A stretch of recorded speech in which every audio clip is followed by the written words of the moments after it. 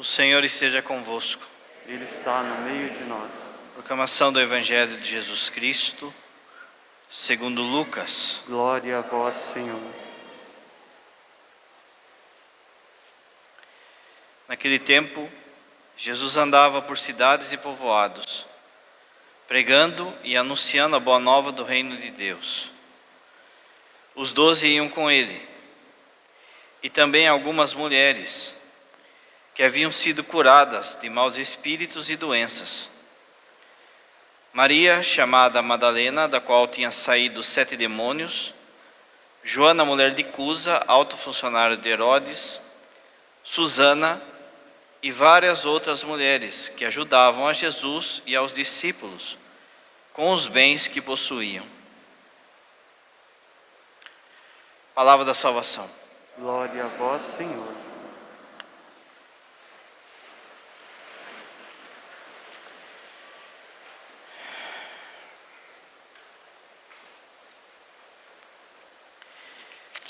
Caríssimos irmãos e irmãs, e várias outras mulheres que ajudavam a Jesus e aos discípulos com os bens que possuíam. Você já viu o padre dizendo da importância que sempre teve, mas que nesses tempos que a gente vive, a importância que tem a santidade da mulher. Você, mulher, tem, além da vocação que o Senhor lhe colocou, como mãe, como esposa, daqui a pouco o padre vai falar mais disso, da sua vocação, mas uma vocação especial nos dias de hoje, de mostrar de fato para esse mundo o que é ser mulher conforme Deus sonhou. Nós vivemos em tempos confusos, em que se tem atacado a masculinidade, a paternidade, a família. E na raiz disso está o ataque à figura da mulher, daquilo que é papel e vocação da mulher. Você já viu o padre falando também que na virada do século XIX para o século XX, o Papa Leão XIII, rezando a Santa Missa, ele tem uma visão, e nessa visão Deus mostra para ele as perseguições que a igreja ia passar. Quando termina a missa, as pessoas viram que ele estava transtornado. E vão perguntar para ele, para o Papa Leão XIII, o que tinha acontecido. E ele vê essas perseguições e fala que o modo como o demônio ia usar para atacar a igreja era através da queda dos padres e da mulher, para atacar a família. E foi a partir disso que o Papa Leão XIII escreveu o grande exorcismo, chamado Grande Exorcismo. Quando o padre vai realizar um exorcismo, é essa oração do Papa Leão XIII que o Papa reza. Dentro dessa oração, dentro desse rito, dentro dessa fórmula, que só um padre com delegação do bispo pode fazer, dentro dessa oração está a oração de São Miguel, que daí sim você pode fazer. Então você vê a importância dessa missão. O Papa Francisco é um daqueles que sempre tem falado desse papel e da vocação da mulher, porque ele, aquilo que o padre disse, já percebeu a confusão que a gente tem vivido, tanto do papel da masculinidade, da paternidade, da maternidade, da feminilidade e de família. Porém, se tem alguém que sempre falou sobre o papel da mulher, do verdadeiro papel da mulher, foi o Papa João Paulo II. Naquilo que se chamou teologia do corpo, que são as catequeses que ele vai dar, mas também num documento, numa carta apostólica, a dignidade da mulher. O nome do tema do texto é esse, a dignidade da mulher. Quando o Papa escreve uma carta apostólica, é como se fosse São Paulo escrevendo uma das suas cartas. Então o Papa João Paulo II escreveu em 1988 uma carta dirigida às mulheres, que você, mulher, precisa conhecer. Que você, moça, que vai entrar na faculdade, ou está para entrar na faculdade, precisa conhecer. Mas não simplesmente conhecer de modo intelectual, mas perceber o que de fato está nas palavras ali do Santo Padre de São João Paulo II.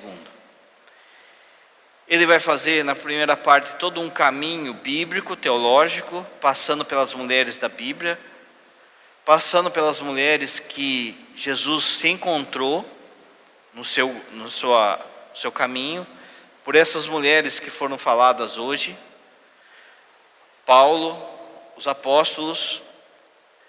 Ele vai falar do papel da Virgem Maria como a mulher, o papel da mulher na família, na maternidade, enquanto esposa, enquanto religiosa e enquanto santa. Então o padre trouxe alguns pontos desse texto, mas como o padre disse, mais importante é que você conheça, você, principalmente você mulher. Os homens também precisam conhecer de fato o papel da mulher para não instrumentalizá-la e também para não entrar nesse discurso vazio que se tem feito hoje. O Papa diz assim então: a dignidade da mulher está intimamente ligada com o amor que ela recebe pelo próprio fato da sua feminilidade. O amor, vai dizer o Papa, já é casa comum no coração da mulher. De alguma forma, nós homens, a gente quer fazer o papel de durão, de sem emoção, de sem paixão, a gente tem de fato amor, e há um jeito masculino de amar. Porém, o Papa está falando que há algo próprio, seu de mulher, na característica daquilo que é a sua vocação, o amor. É lógico, essa palavra amor, também ela tem que ser purificada diante daquilo que a gente vive hoje, e daquilo que se distorceu do que é a palavra amor. O Papa continua: e também com o amor que ela, por sua vez, doa. O Papa vai insistir na sua carta que a mulher é a pessoa do amor, que traz o amor, que carrega o amor, mas veja, que doa esse amor, que é aquela que fomenta o amor, que deve gerar o amor. De novo, não reduza isso ao que o mundo reduziu, a paixonite, a desejo, a sexo. O que de fato é o amor? É olhar para a cruz. A certeza que Deus nos ama é a cruz do Senhor. Se a gente tem que ter um parâmetro, então, de amor, é a cruz. E assim também você, mulher. Então, há algo que é próprio da sua vocação: amar e doar amor, incentivar amor, fomentar amor, gerar amor.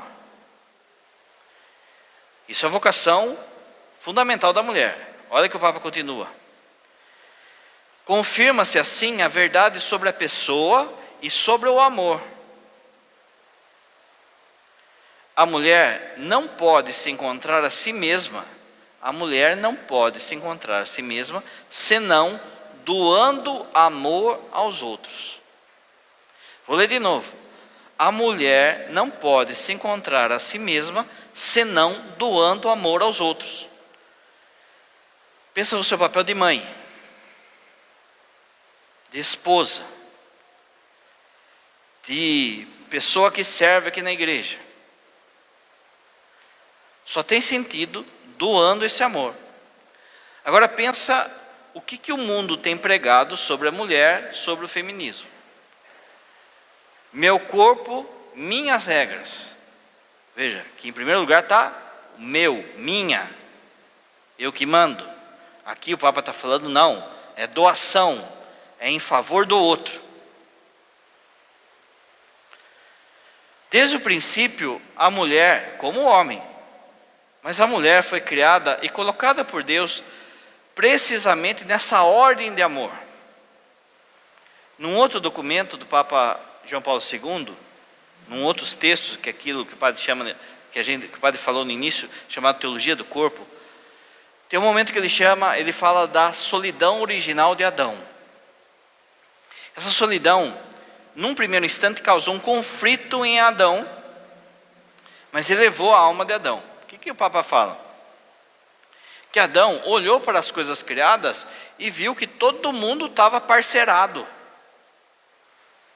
O macaco tem a macaquinha, o papagaio a papagainha, a minhoca, o minhoquinha. Mas de repente, o homem olhou para a criação e viu que não tinha ninguém do seu lado. O fato dele olhar e não encontrar ninguém, o Papa vai dizer, faz com que ele olhe para cima. Essa solidão original é algo que deve ter no nosso coração, no sentido assim, quando você percebe que aqui não tem nada que é capaz de complementar você, por mais que as coisas sejam boas, isso deve fazer com que você pare de olhar nas coisas e olhe para o alto. Quando Adão olha para o alto, esse olhar é como uma súplica. E aí Deus concede uma companheira semelhante. Isso não é só o Papa João Paulo II que vai falar, mas todos os padres da igreja, lá do início da igreja, que não é à toa que a mulher foi tirada da costela de Adão. Esse osso é justamente para mostrar a dignidade, está em pé de igualdade. Se fosse um osso tirado do pé do homem, significaria que Deus fez a mulher para que seja pisada pelo homem. Se fosse da cabeça, significaria que é a mulher que comanda o homem. Disso você vai ver que o pecado é que trouxe machismo e feminismo. O que Deus sonha e espera é sim, igual dignidade dos dois, mas com papéis diferentes, com missões diferentes. Isso não faz um melhor ou pior que o outro. Esse é o sonho de Deus, é por isso que foi tirado da costela dessa igualdade. Essa história, por exemplo, a mulher precisa ter os mesmos caminhos que o homem. Isso vai masculinizando a figura feminina. E ao mesmo tempo vai feminilizando a figura masculina.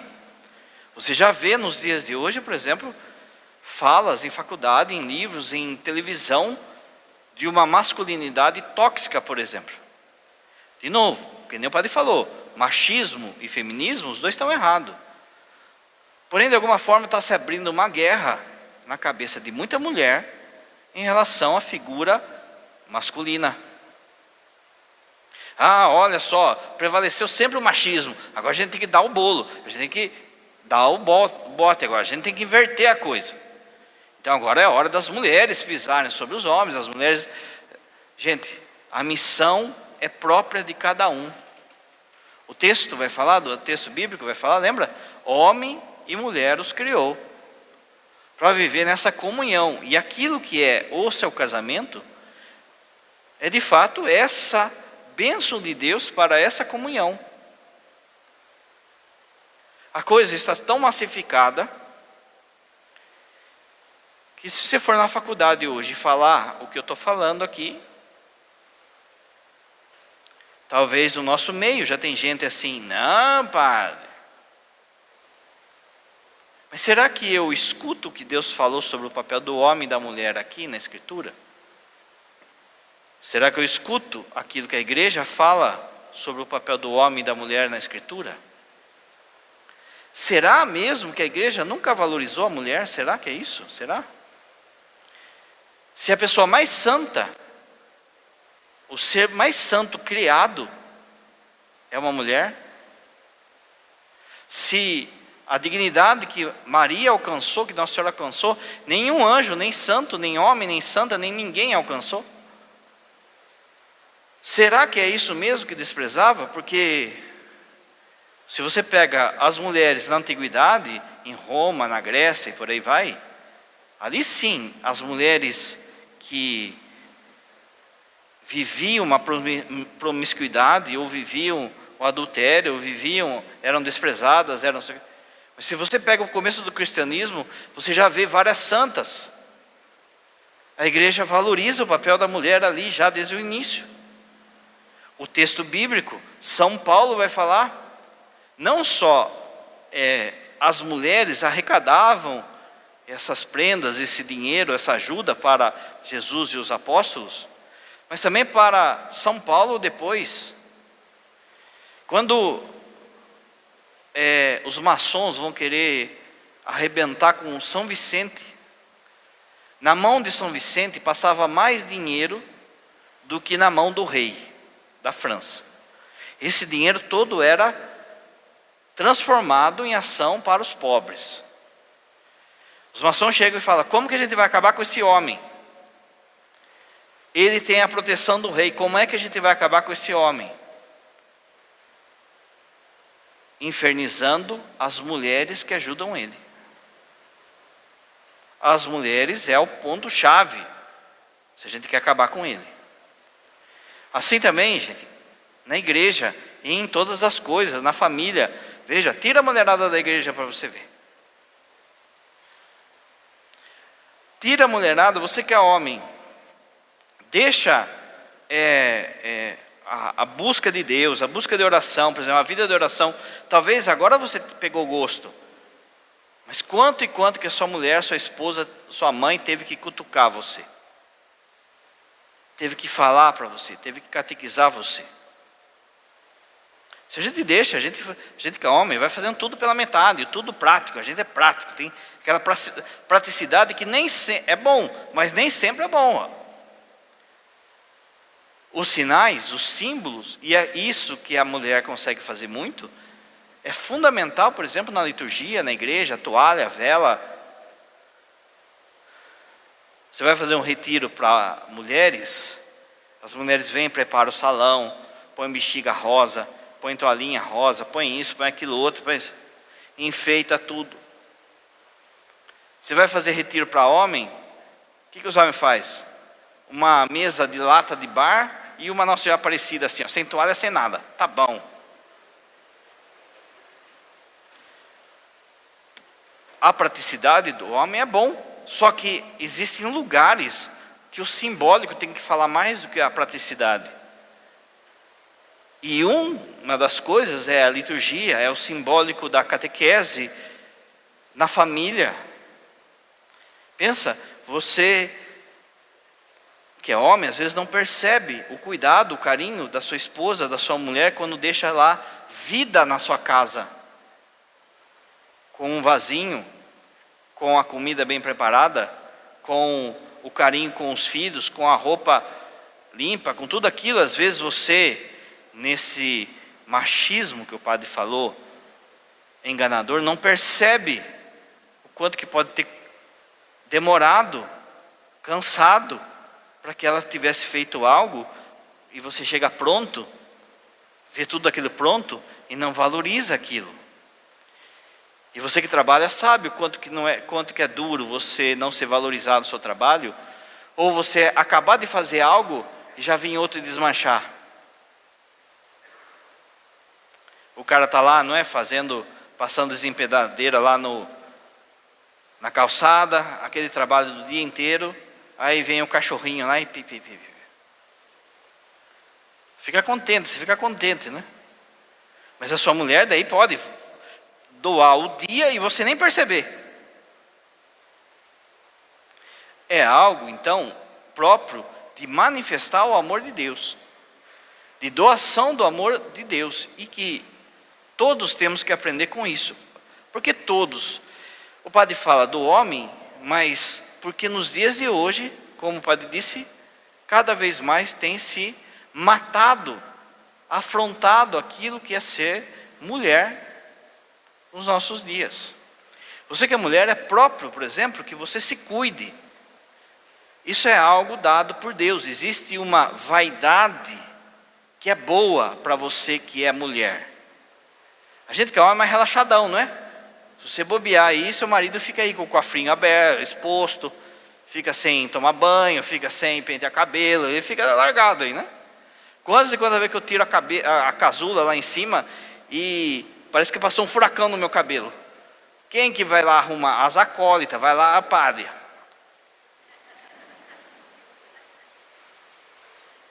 É algo que é próprio seu. A vaidade, ela se torna pecado quando ela influencia, por exemplo, o orçamento da família, quando aquilo vira para aparecer, enfim. Mas há um cuidado que você tem que ter.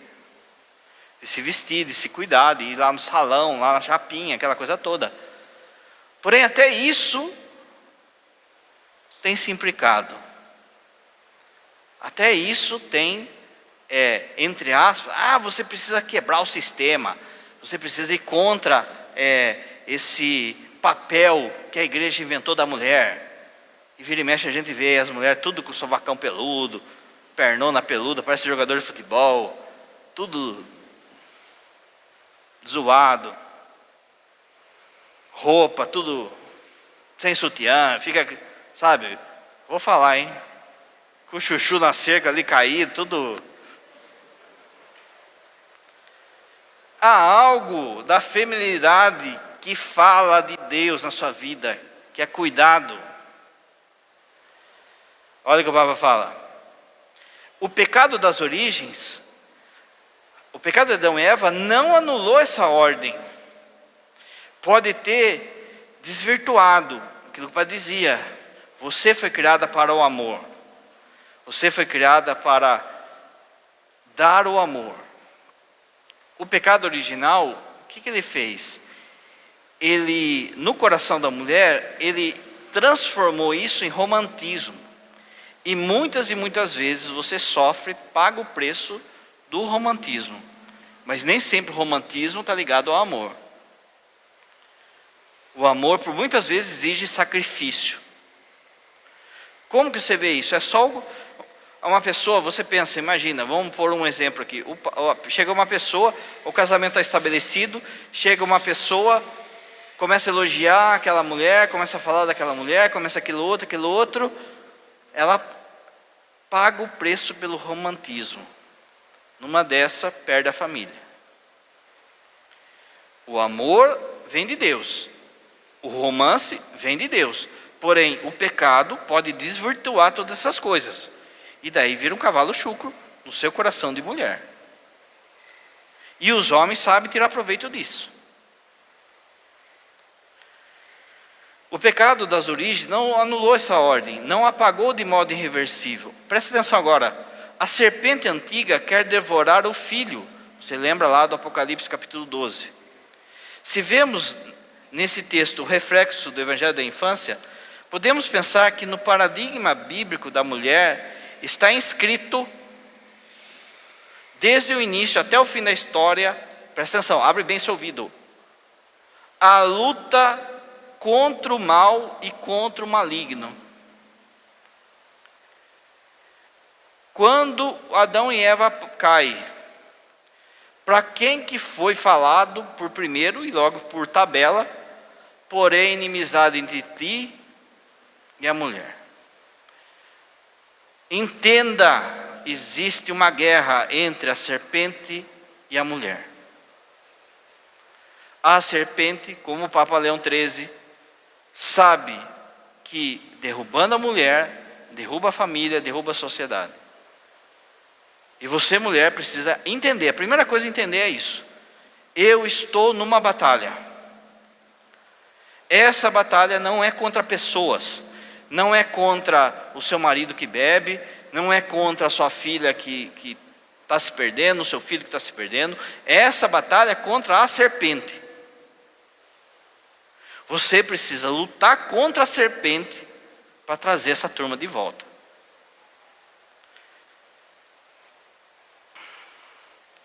Esta é também a luta pelo homem, por nós homens,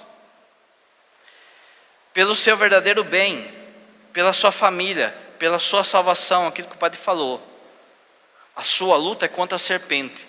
Você vencendo a serpente, você resgata todos aqueles que Deus colocou na sua mão. Como que se vence a serpente? Santidade, não tem outro jeito.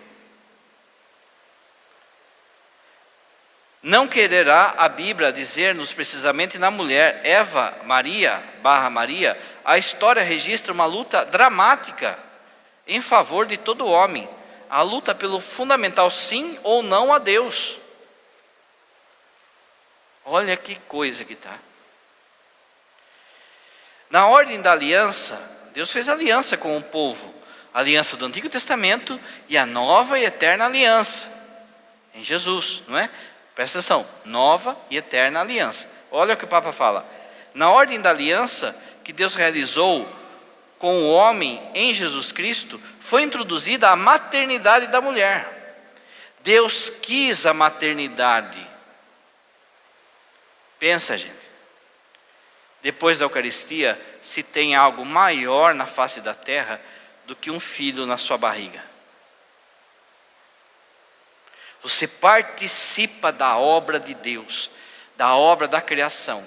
O catecismo da igreja vai falar, a parte corporal, ele tem ação de Deus, lógico, sem Deus não dá para fazer nada.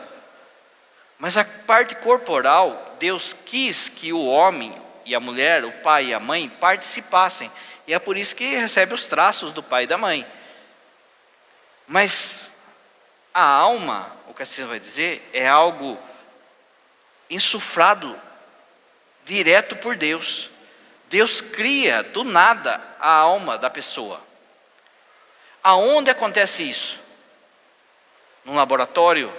Na hora que nasce? Na hora que dá 9 meses? Na hora que batiza? Não, na hora que foi concebido no seu ventre.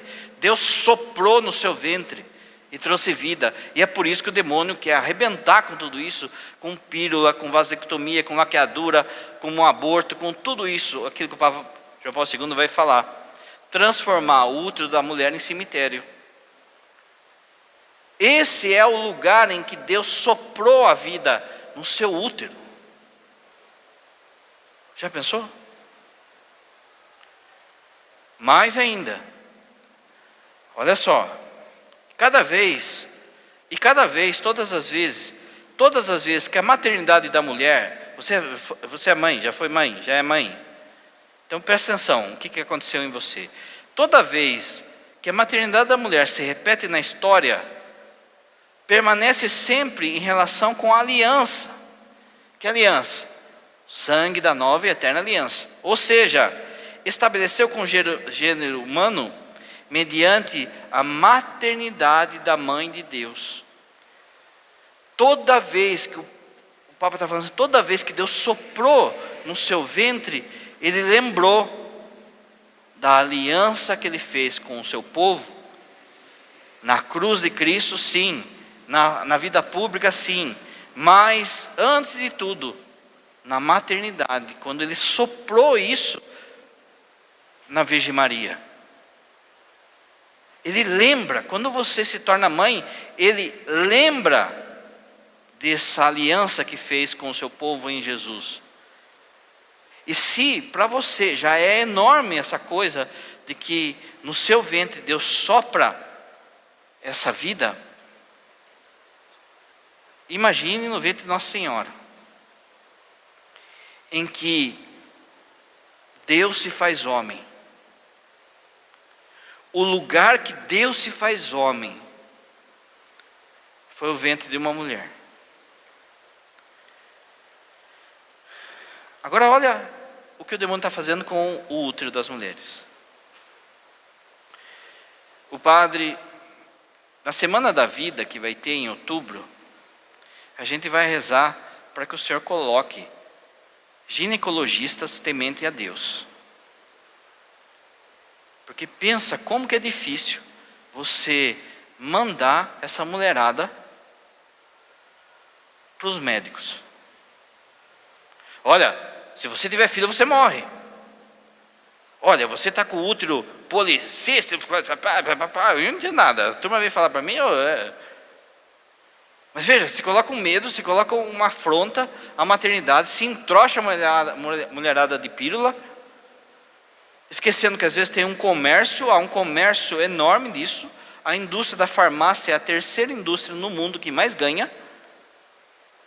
Às vezes tem médico que ganha bônus, que ganha viagem, que ganha carro para entrochar remédio. E a mulher chega aqui no atendimento e está desesperada. De 10, 9 vem falando: padre, olha, o médico falou que se tiver maior eu morro.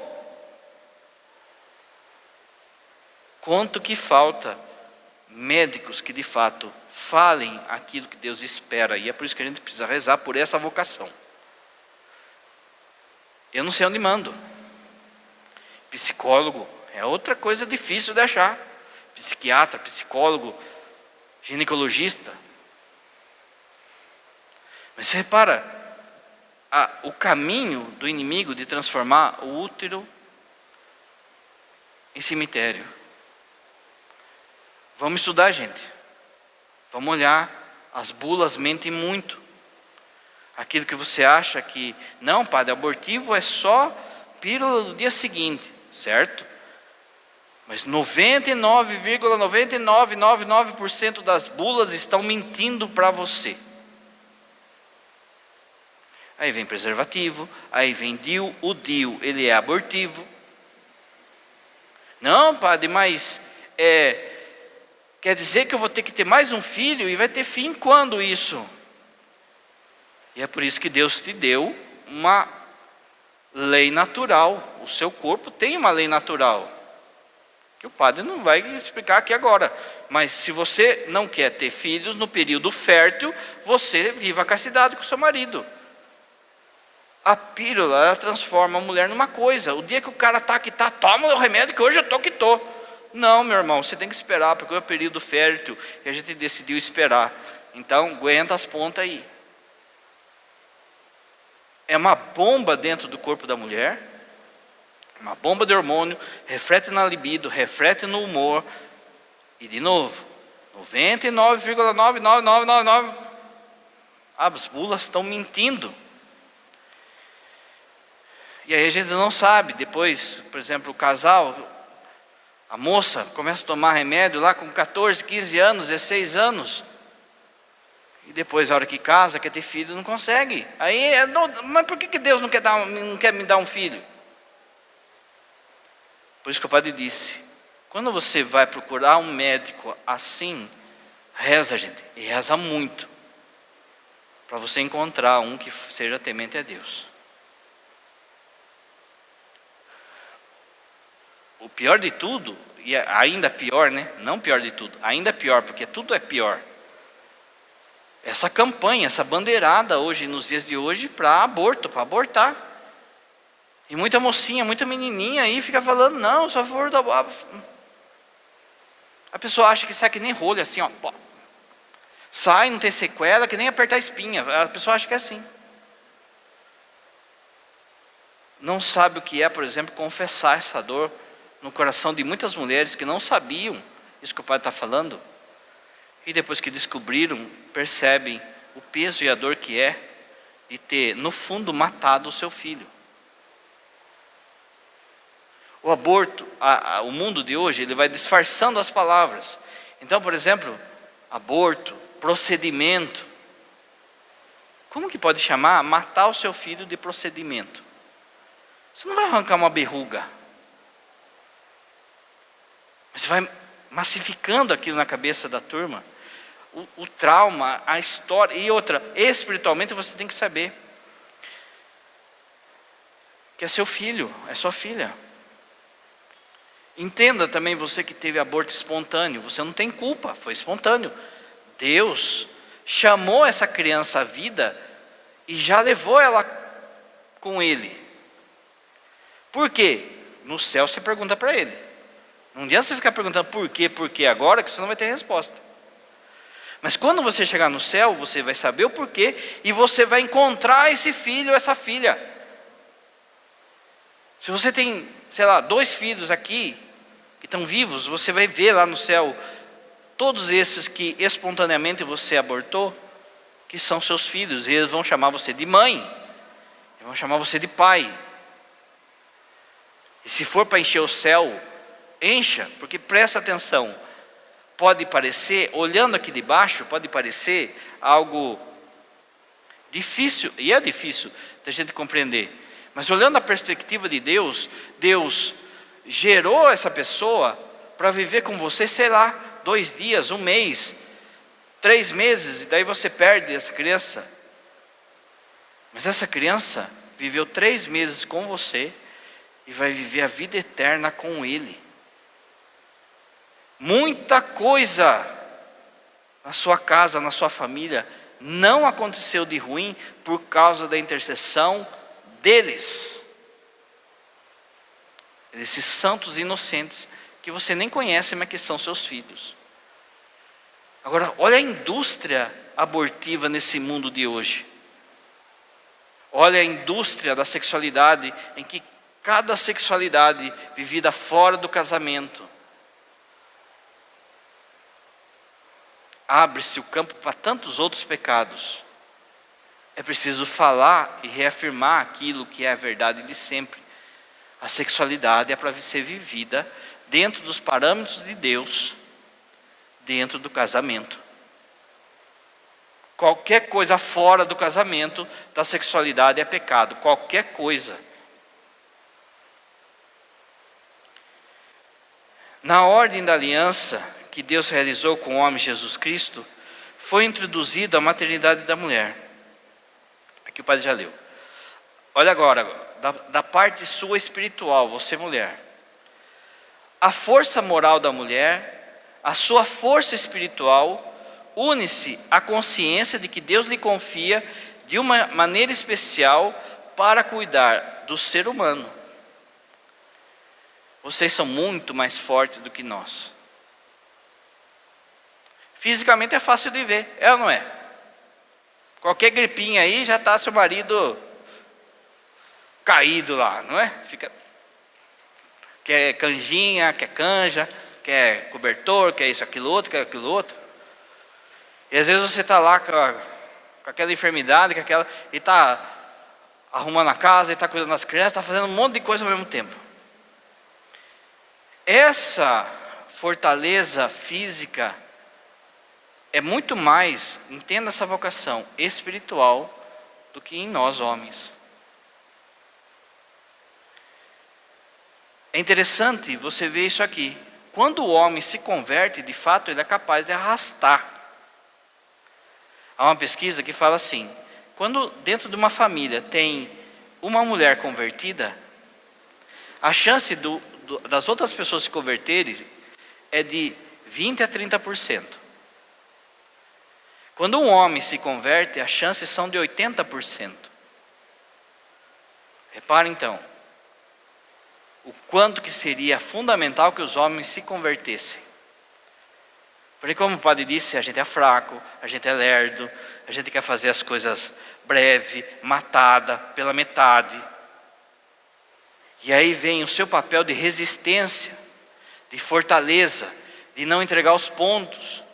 Você já pensou, por exemplo, se fosse, é lógico, é graça de Deus, mas se fosse invertido, se fosse o pai que tivesse que rezar 30 anos para Santo Agostinho se converter, passava 3 semanas e falava: ixi, não vai dar nada esse cara aí, ó. Ele desiste do filho, do cara. A persistência sua espiritual de você que é mulher, é que trouxe muitos homens que estão aqui hoje. E vai trazer muito mais ainda. E você não pode desistir. Não é porque eles não estão aqui hoje que eles não vão vir. Você faça a sua parte. Para de murmurar. O que tem muito é a murmuração da mulher. Isso tem muito. Para de murmurar. Aquilo que o padre falava domingo, é a sua cruz. A sua cruz tem a medida da sua salvação. Esse povo que Deus escolheu para você, é esse povo que é a sua cruz. O padre dizia, semana passada: vocês são a minha cruz. E a cruz do Padre Néia, não é que... Mas a minha salvação depende de eu carregar vocês. Eu sou a cruz de vocês. Da mesma forma. Você podia pensar assim, nossa, né? Queria o Fábio de Mello, né? Bonitão, fortão, cantor, escritor. É o que tem para hoje. Porque eu sou a cruz de vocês. Esse povo da sua casa é a sua cruz. É esse povo que precisa da sua fidelidade até o fim. Não é até a canseira. Até o fim. E de novo, não é porque eles não estão aqui hoje que eles não vão voltar, que eles não vão vir. Persevere e para de murmurar.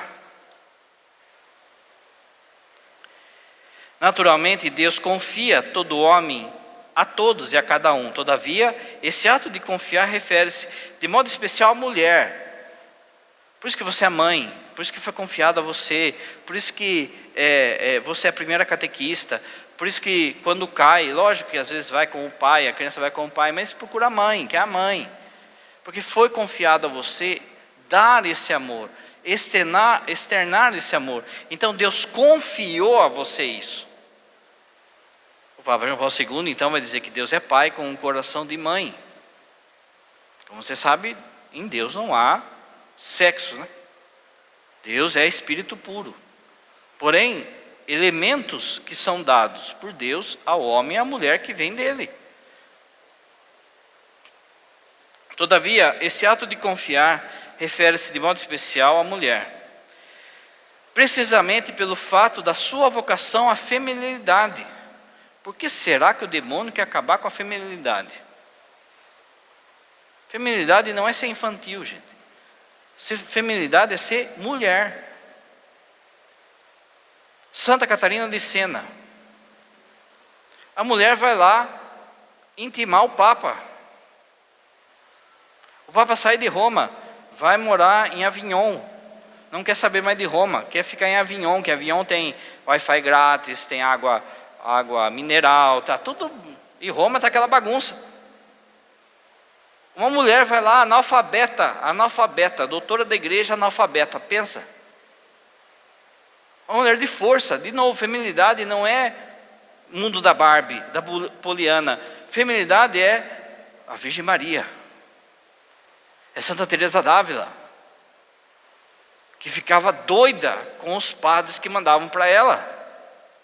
E ela, sangue quente assim, vê um monte de criança mimada para ser meu diretor, um monte de frouxo, de qualquer coisinha já desiste de oração, já fica reclamando, até que Deus mandou, a ordem mandou, e Deus mandou um baixinho lá, muito mais novo que ela, mas santão, que era São João da Cruz.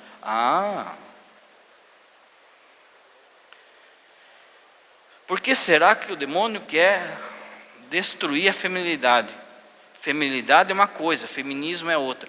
Obra bem seu ouvido. Feminismo é satanismo disfarçado. Vou falar de novo. Feminismo é satanismo disfarçado. Aborto, guerra à família, guerra àquilo que é sagrado. As mulheres vão lá e chutam a cabeça do menino Jesus do Vaticano, urinam no altar em Paris, simula aborto público, enfia objetos sagrados nas partes. No fundo, isso é profanação, é blasfêmia, é satanismo disfarçado, em nome dos direitos da mulher. Mas de direito da mulher não tem nada. Você, moça, presta atenção. Você quer ver o inferno? Entra no YouTube e coloca depois lá, Feministas Catedral da Argentina. Você vai ver o que aquelas mulheres fazem para querer entrar dentro da igreja na Catedral da Argentina. Você vai ver o inferno ali. No Chile, queimaram igreja. Na Noruega, queima-se igreja. Derruba-se cruz. Em nome dos direitos das mulheres. Mas não é, gente. É paganismo. É satanismo disfarçado.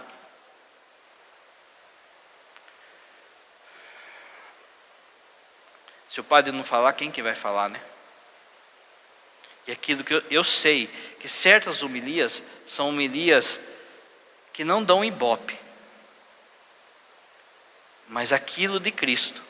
Ninguém está aqui para agradar pessoas, mas para falar aquilo que é o Evangelho de Jesus Cristo. Homem e mulher os criou. Desse modo, a mulher santa torna-se um amparo insubstituível e uma fonte de força espiritual para os outros. O que seria, por exemplo, de um padre sem a mulherada que reza para ele? Fala para mim. Pensa se eu dependesse da meia dúzia de homem que reza pelo padre. Tem homem que reza? Tem aquela meia dúzia de gato pingado aí que ó. A força espiritual que está por trás, a libertação que há por trás de tudo isso, aquilo que a sua oração de mulher já livrou seu filho, sua filha de desastre, de cair no pecado, de se perder nos quintos dos infernos.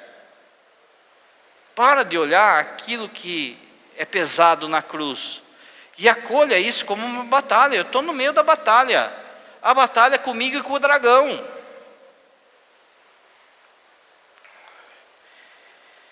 A sua santidade, aquilo que o padre falava, é um modo de vencer o dragão. Você quer converter a família, quer converter a filha, ou filha, o marido, os pais, o padre, é a sua santidade. E aqui não acho que santidade também é moralismo. Simplesmente, sabe, vim com saião, vim com camiseta de Nossa Senhora, com 200 fitas no pescoço. A santidade é muito maior do que isso, você sabe. Torna-se um amparo insubstituível, uma fonte de força espiritual para os outros, que percebem as graças e energias do seu espírito. A essas mulheres santas, muito devem as famílias e, por vezes, países inteiros. De novo, gente, quem segura o Ocidente? Santa Catarina de Sena, Santa Elizabeth, rainha, segura um país de se perder. A princesa Isabel, nossa, você sabia que a princesa Isabel há um processo de querer que ela se torne beata, mas que tem gente do contra aí, ó, que não quer. As mulheres santas são uma personificação do ideal feminino. Você, moça, presta atenção que o padre vai falar. O seu modelo de mulher não é a Frida, não é Simone Beauvoir. O seu modelo de mulher é a Virgem Maria, Santa Teresa d'Ávila, é Madre Teresa de Calcutá. As mulheres santas são uma personificação do ideal feminino que Deus colocou na face da terra. Mas são também um modelo para todos os cristãos, um modelo da sequela Christi, do impacto de Cristo, de deixar sequelado pelo impacto de Cristo. Um exemplo de como a esposa deve responder, aqui esposa, você lembra lá do Cântico dos Cânticos, como a esposa deve responder com o amor do esposo. No dia 7 de setembro, o padre falava sobre a missão do Brasil. E o padre falava que o Brasil é um ponto-chave na questão espiritual do mundo. O Brasil é sim o celeiro mundial. O Brasil é capaz de alimentar o mundo todo. E é por isso que tem muito país aí de olho aqui. Mas mais do que isso, o Brasil, ele tem uma vocação de Santa Cruz para ser celeiro de santidade, de vocação. O Brasil, ele é capaz sim de fazer esse papel, de manifestar, ou devia fazer o papel, de manifestar a santidade contra esse espírito do anticristo, do diabo dos dias de hoje. Porém, naquele dia o padre falava, a gente está perdendo a nossa vocação de terra de Santa Cruz. E aí o padre dizia que, olha, se o Brasil é ponto-chave nessa questão do mundo, a família é ponto-chave na questão do Brasil. Destrói a família, destrói o Brasil. Se o Brasil é fundamental na questão do mundo, a família é fundamental na questão do Brasil, a mulher, a santidade da mulher é fundamental para sustentar as famílias. Você, mulher, para de manhã e entenda que você está na guerra. E guerra não se vence com moleza, mas é com luta espiritual. Exerça a sua vocação, vivendo de mulher santa. De novo, também algumas mulheres que haviam sido curadas de maus espíritos e doenças. Quanto que Deus já te curou, já te libertou. Essas mulheres e outras ajudavam a Jesus e aos seus discípulos. Canto das oferendas.